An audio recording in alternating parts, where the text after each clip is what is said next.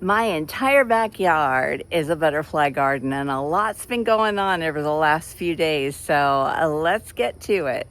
Look, you guys, there is another Palamedes swallowtail, and it looks new. I wonder where they're coming from, because I have their host tree, but it's in a pot, and there's no sign of caterpillars on it, so oh my goodness, it's just beautiful. Look who else is here. A gorgeous Spicebush swallowtail. I love having all these pentas. They're right outside my bedroom door. So literally I can look out and I see somebody out here. I grab my camera and come running. It's the best.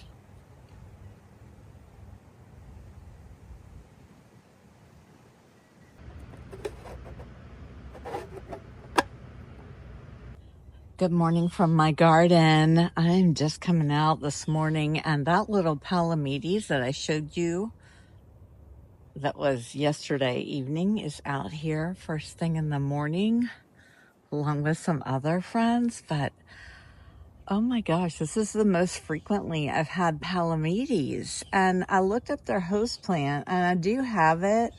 It's the red bay, the swamp bay. I have a red bay that is doing horribly, but they, like, it also says they will host on like sassafras and spicebush, but it's not their preferred. So I'm wondering, it just makes me wonder, but I'm glad you're here. I am so glad you're here. Good morning to you, beautiful butterfly. You are spectacular. So I have been working on some potting projects. Y'all know those pots I fell in love with from the Target that were on clearance. Well, I went on the website and I bought a bunch and ordered them and had them shipped to me. And they are spectacular pots for wetland because they have a cork in the bottom. And so if you leave it in, you naturally have a wetland pot. And I didn't like the white color at first, but look what I've done. I've got a whole row of them coming right outside my garden room door. And I love it. Like, once I had 3 out here in that cream color, I thought, well, I do like those. And so then all that happened. And then this happened.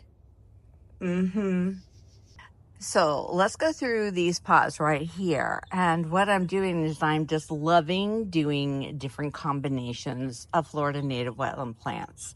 So in this first one, I have an Eryngium integrifolium that I grew from seed.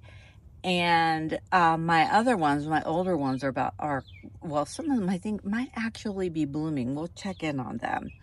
And then I have a southern fog fruit, which is also, I believe, turkey tangle fog fruit, which is different from frog fruit. So it was all long and gangly. And you know me, I want to trim and shrub out because the more stems you have, the more flowers you have. So I recently chopped this one down, but they are happy here together. And then right beside them, look, this is why I got more of the sky flowers. So this pot is a sky flower and another Eryngium integrifolium that I grew from seed. And then right beside it, oh my gosh, so these aquatic milkweeds. These 2 I got from Joyful Butterfly. Actually, I think all the ones here I did. I've got them from Plant Local before too. But those are all spread out in my garden. I've had those for a while. So I have 2. Is this 2? This is 1. This is 1. 1 Asclepias perennis or aquatic milkweed, and 1 Asclepias incarnata swamp milkweed. Palamedes swallowtail is just something else. I love having this wall of red pentas here. Why didn't I do this before? There's so many things I've done this year. I I don't know. I've just given myself permission to do whatever I want that I know works and what I like. And it's pretty incredible. And I also know, like, a lot of the natives now, I know them well. I know what I want to do with them. And anyway, moving on. Let's get back on topic, guys. This one is identical to this one. It is one. Look at the little babies coming up. This is from Joyful Butterfly. These are beautiful. So this one also has Asclepias perennis and incarnata. So I want to pause and show you. This is Eryngium integrifolium, and it is spectacular. The blooms are almost fully developed. They get a little bit more puffed out and turn a little bit more blue. And oh my gosh, I just love this plant. Look at all of the flowers. And this one is a pollinator favorite, but you can see they're not quite developed yet. Pollinators aren't interested in it yet. So as time goes by, we'll see if they're still interested. Look at my Gara right here while we're here. I chopped it and it's coming back and blooming again. This is Southern Bee Blossom. This is the one that I had you guys go through. You want to go through it? Oh my gosh, and these cut leaf cone flowers right here. Oh, it's so easy to get distracted in this garden, you guys. It's so easy. And look at what's behind it. Is that not gorgeous? That mountain mint. Oh, and these two together, oh, cut leaf coneflower, mountain mint, put them together. These are both in a wetland garden because they like lots of water, and you can see they are thriving here. And when I say wetland garden, like I haven't talked about it in a minute, so let's just go ahead. This half of this bed going that way, and that whole bed right here are wetland gardens. And how I made them was I dug them out, made big piles of the soil, dug big holes. I put in pond liner, and then I put the soil back in. And so now these hold water. And it's like putting in ponds and filling it in with dirt to put plants in is basically what I did. So I don't have to have filters or pumps or any of that. I just used the pond lighter, made the ponds, filled them in with dirt, and then put these wetland plants in there. And that is how they're doing so well. I do have a playlist showing when I did the wetland gardens, so you can go find those on my channel if you're interested in seeing the process. Okay, let's get back up to the pots. Look, here's another Eryngium integrifolium. And here's another one. And here's another one. Okay, back up here to my pots. You only have one more to show you. But that's okay. This one's interesting. So these are all hybrids of Asclepias incarnata, or cultivars.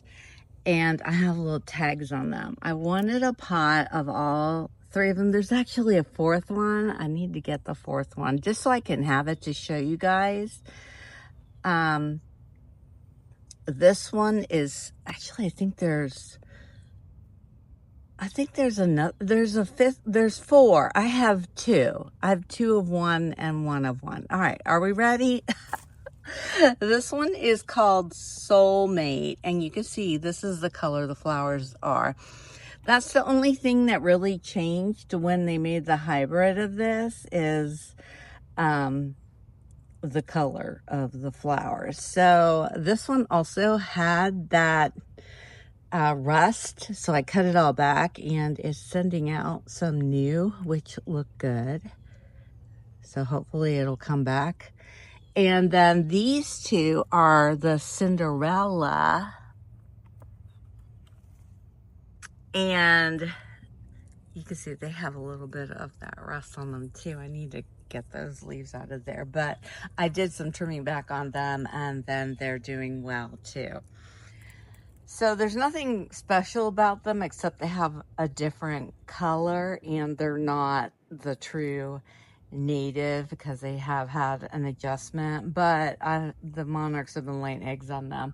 As a matter of fact, there is a queen out here laying eggs, and I need to come look and see if I find any little queen caterpillar babies to take in and raise. So I'm going to go do that real quick, and then I'll be right back.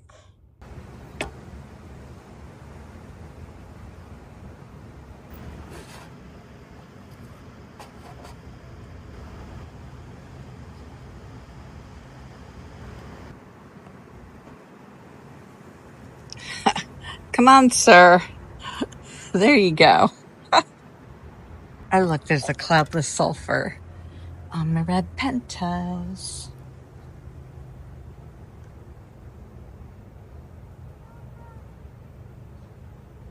Look who's out here now. Gorgeous giant swallowtail.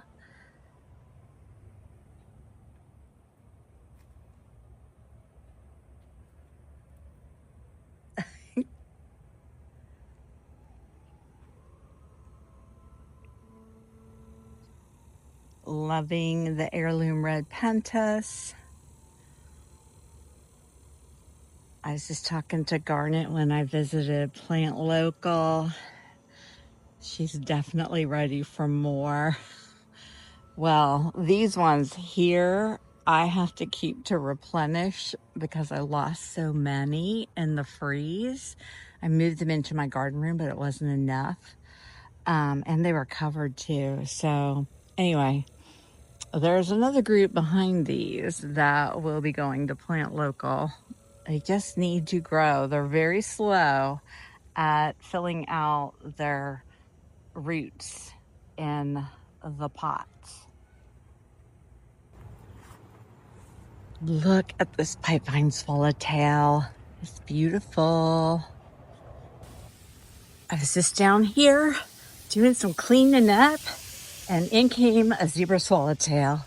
It's still there. It's on the buddleia. Here it is right here. Oh.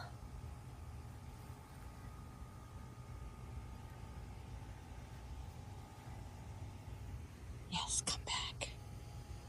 Oh my goodness, look how beautiful it is. I've seen more this year than I have ever.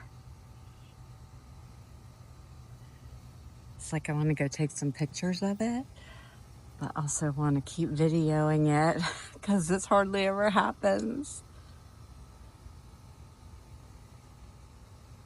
It's liking the buddleia. I've got pawpaw trees all around here.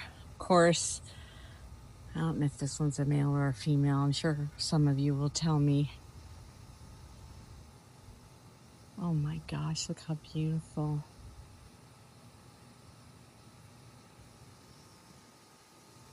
Says, nope, I want back at the buddleia. Found what it likes. Don't leave. Yeah, come back.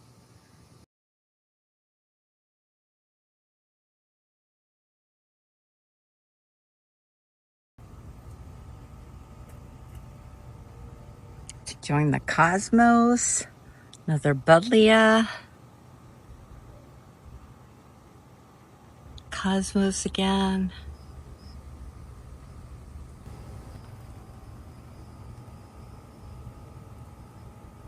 Right, I'm gonna let it be and get back to what I was working on, but I may as well show you what I was working on. I'm working back here in this corner, doing some big chops. That just got a big chop. That's some kind of salvia. Oh gosh, it's on the tip of my tongue. Well, Anyway, it got chopped. And I'm clearing my way through. I just put that pot down there to hold up this Mexican sunflower. You can see all the flowers are leaning like that way because they were turning up to the sun, but they'll straighten back up again. And then I was cleaning up the zinnias back here. But the big thing that I just did was there was a huge pot in the corner that has my orange zestrum. Here it is. It was back in that corner behind the wild lime. You couldn't even see it. So I yanked it out, and now my wild lime looks so much more huge because there was a bunch of it growing back towards it.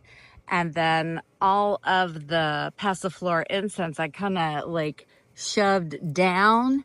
It was kind of coming over the wild lime. So this wild lime will have lots of room to grow. And this pot I'll drag out and give it a new home. You can see the orange zestrum struggled, but it's still blooming. So I'll clean it up and get it out somewhere where it can be appreciated and not grown over by passiflora incense, host plant to golf fritillaries and zebra longwings. Have you ever had something you're trying to figure out and you have another thing you're trying to figure out and it's staring you right in the face, but it takes you a while to see that you can solve both things with one thing? Does that make sense? You're about to see. Right back there, sticking up right there, is a wetland pot. And it's really gotten tall. Tall's the key word, guys. So it's got buttonbush, is it salt marsh bush or just salt bush? Some goldenrods, and it's like an eyesore in this garden bed that I'm slowly working on cleaning up. There's some old Mexican sunflowers in there. And anyway, I keep thinking, well, I need to move it back. And I wanted to move it back to the corner, but that's where my little strong bark is coming back slowly. I can't even with myself right now. I can't even. Okay, I'm going to go do the things and I'll be back. Remember when I said I had a little update for my caterpillar enclosures? Meet the frass collector. And there's my compost.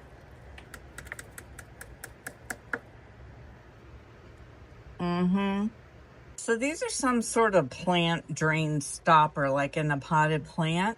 But I saw them on Amazon and I thought, oh my gosh, these will be great because the paper towels are driving me nuts and they were getting all full of frass. So I just cut big holes in them, and I did have to get round shot glasses because they didn't sit smooth on the little heart ones. And then I'll put this back in there in the corner where they'll lean up against the corner and they'll stand up. But what's fabulous is this catches the frost like you just saw. I don't have to deal with paper towels, and it's easy for me to see the water level and fill them. I can just squirt the water into the little basket. Isn't that fabulous? So I just thought I'd share that. These come in 3 sizes in the pack I got. I'll link it in my Amazon links if any of you are trying this. And there you go.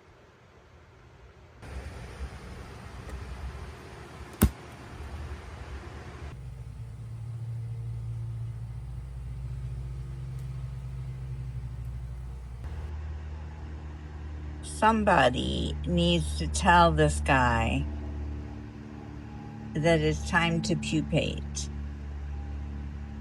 What do you have on your face? Do you have an aphid on your face? Look at these feet.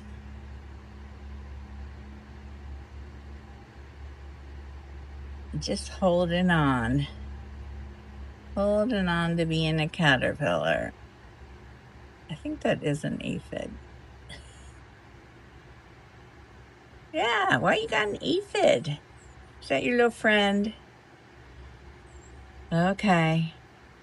Please finish eating and go pupate soon. You're gonna love flying.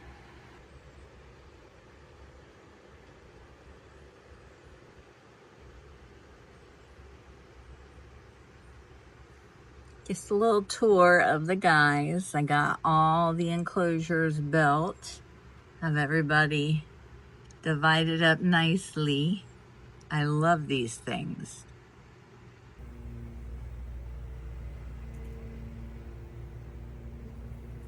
So I dragged that pot. You see my drag marks in my walkway?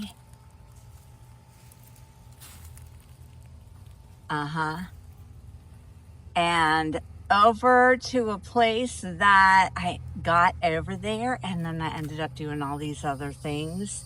And so I had to start a new video. So you'll see what happened in my next video. Don't you love that?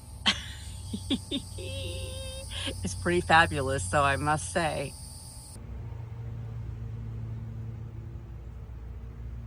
You guys, he listened. The big purge is happening.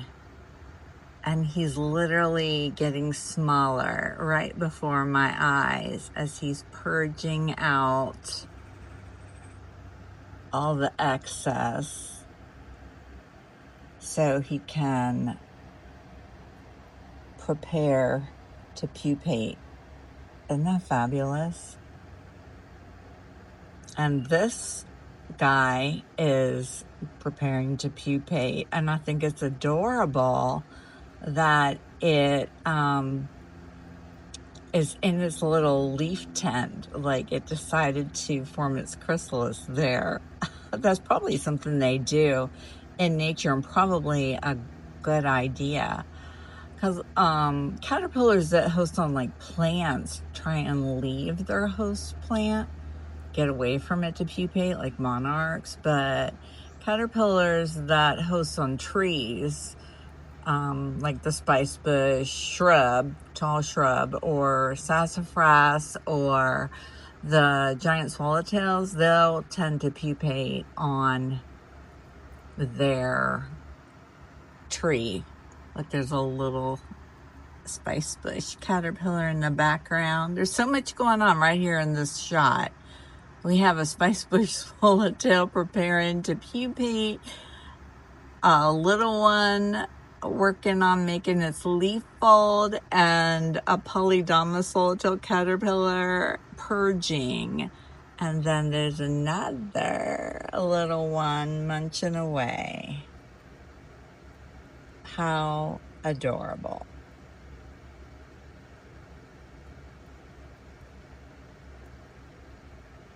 You can just watch this. This is very satisfying.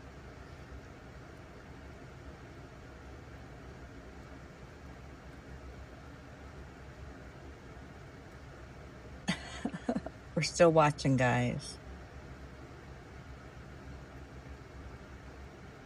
Okay.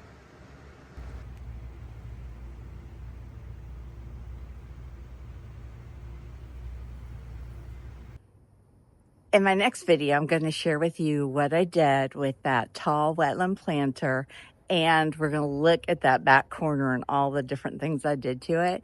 And I'm trying a new Florida native milkweed, and I'll share a little bit about that too. In the meantime, happy butterfly gardening, and I'll see you in my next video. Bye, everyone.